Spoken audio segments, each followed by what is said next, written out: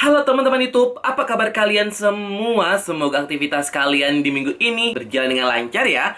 Di video kali ini gue tuh mau masuk ke segmen Battle Skincare. Gue membandingkan dua produk peeling solution yang lagi rame banget, dan salah dua produk yang paling laku karena harganya super terjangkau di bawah 50 ribuan. Produk yang mau gue battle adalah The Originaut B5 Peeling Solution dengan Glad to Glow Intensive Peeling Solution. Dua brand yang udah terkenal banget, kalian juga udah familiar ya. Oke, tanpa lama-lama kita langsung aja ke battle skincare-nya.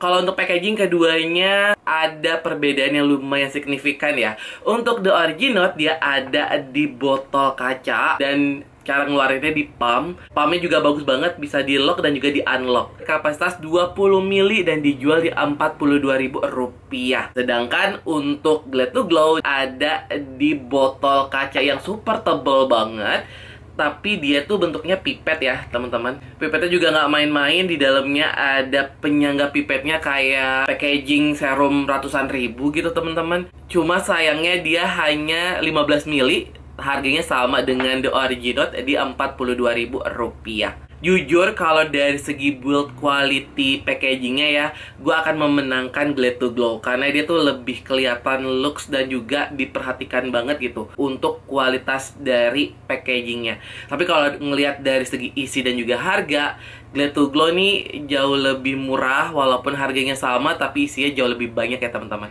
Keduanya udah ber-BPOM jadi aman untuk kalian pakai. Tapi yang membedakan The Originaut ini dia udah ada logo halalnya teman-teman. Jadi kalau kalian yang concern banget dengan kehalalan produk, kalian bisa pakai The Originaut ya.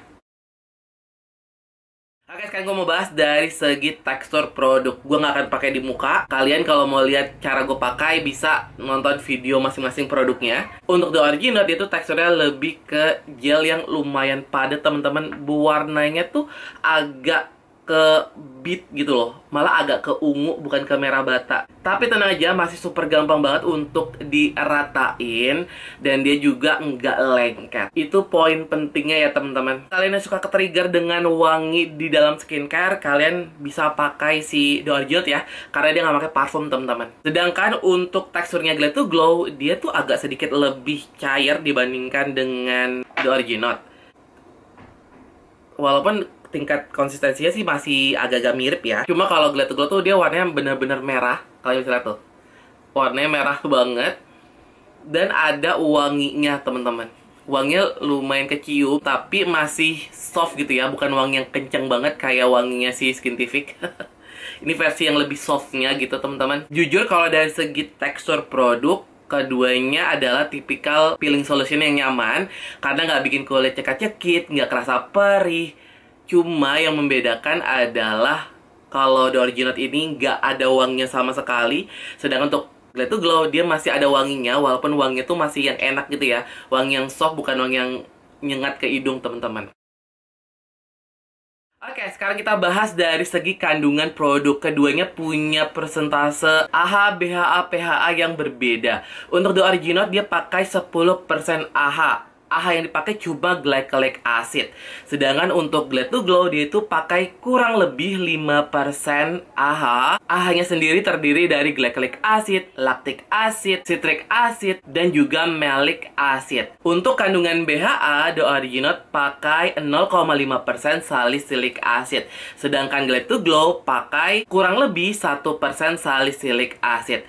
Untuk pH-nya, The Originaut pakai 1% gluconolactone, sedangkan Glad to Glow kurang lebih 1% gluconolactone. Yang membedakan cuma kandungan penambahnya aja teman-teman. Kalau di The Originaut ini ada tambahan panthenol, sika, dan juga allantoin. Sedangkan untuk Glad to Glow dia tuh ada tambahan dipeptide, inositol, niacinamide, alobarbadensis leaf extract, sika, sodium hyaluronate, zinc PCA, dan juga beta glucan. Keduanya no alkohol, no paraben. Cuma yang membedakan kalau The Originaut nggak pakai parfum, sedangkan Glad to Glow ada parfumnya teman-teman. Karena keduanya adalah produk peeling, nggak bisa dipakai di ibu hamil dan menyusui, dan bisa dipakai mulai dari usia 17 tahun. Oke, sekarang gue mau bahas dari segi efek produk. Keduanya punya fungsi yang sebetulnya nyaris mirip ya, untuk ngebersihin kulit wajah dan juga mengontrol produksi minyak berlebih setelah pakai kedua produk peeling solution ini. Itu hasilnya masih mirip banget teman-teman. Cuma yang membedakan adalah after dibilasnya. Untuk The Orginot dia tuh agak kering di gua ya. Makanya gua tuh nggak terlalu merekomendasikan The Orginot ini buat temen-temen yang kulitnya kering atau yang super dry gitu ya. Kalau yang kombinasi ataupun yang berminyak, justru kalian akan suka banget dengan feeling yang agak kering sedikit gitu ya setelah pakai The Orginot, karena bener-bener kayak ngerasa minyak berlebih di kulit wajah kita tuh bersih banget gitu ya teman-teman. Beda halnya dengan Glad to Glow ya, dia tuh nyaris kayak biasa aja, kulit tuh nggak kerasa kering sama sekali, masih kerasa lembab. Justru malah agak sedikit melembabkan gitu kalau gue pakai si Glad to Glow ini. Dan menurut gue masih cocok di semua tipe kulit. Cuma buat kulit yang sensitif harus bener-bener diperhatikan kalau kalian tuh nggak apa-apa banget gitu ya pakai produk skincare yang ada kandungan parfumnya. Karena again ya, parfum tuh walaupun presentasinya nggak terlalu gede, di beberapa orang yang super sensitif akan bikin alergi gitu ya. Kesimpulannya, untuk sebuah produk peeling solution yang dijual di bawah 50.000, baik The Orginot ataupun Glad to Glow tuh menurut gua punya fungsi yang lumayan kelihatan ya. Cuma memang kalau kalian mencari produk peeling solution dengan persentase yang lumayan tinggi, The Orginot bisa menjadi alternatif buat kalian. Karena kalau dihitung ya, dia tuh sekitar 11,5%. Sedangkan untuk Glad to Glow, dia tuh agak sedikit lebih rendah, karena dia tuh persentasenya kalau dihitung kurang lebih ya sekitar 7% teman-teman. Itu udah gabungan AHA, BHA, dan juga PHA ya. Kalau dari segi harga mirip banget.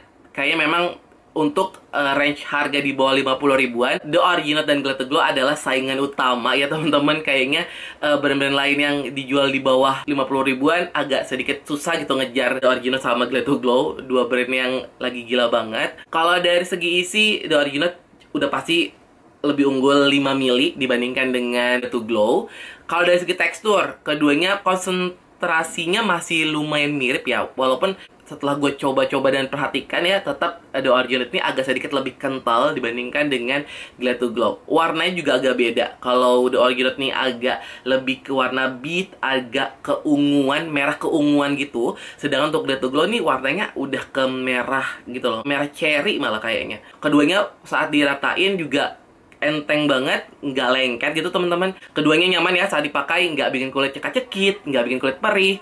Cuma yang membedakan adalah after dibilasnya. Kalau The Orginot dia agak sedikit bikin kering, sedangkan Glad to Glow masih super aman banget, dia masih kerasa lembab. Kalau dari segi pengalaman pakai ya, jujur gue tuh akan memenangkan The Orginot.